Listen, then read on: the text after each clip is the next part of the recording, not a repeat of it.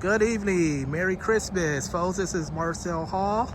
Here comes the late Amtrak California Zephyr number 5 on its way to Emeryville. This train is running 8 hours behind schedule due to a mechanical problem.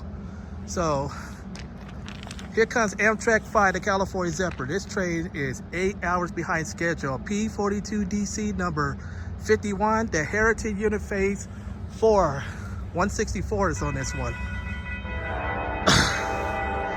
Once again, Amtrak California Zephyr number 5, pulling into Reno at 5 p.m. tonight.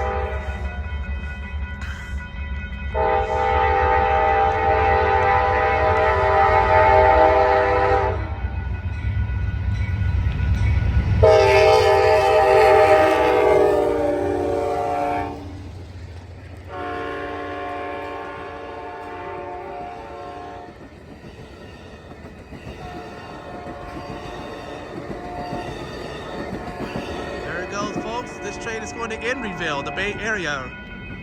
I'm Marcel Hall. Once again, Merry Christmas. Thank you for watching. Have a good night. Bye-bye.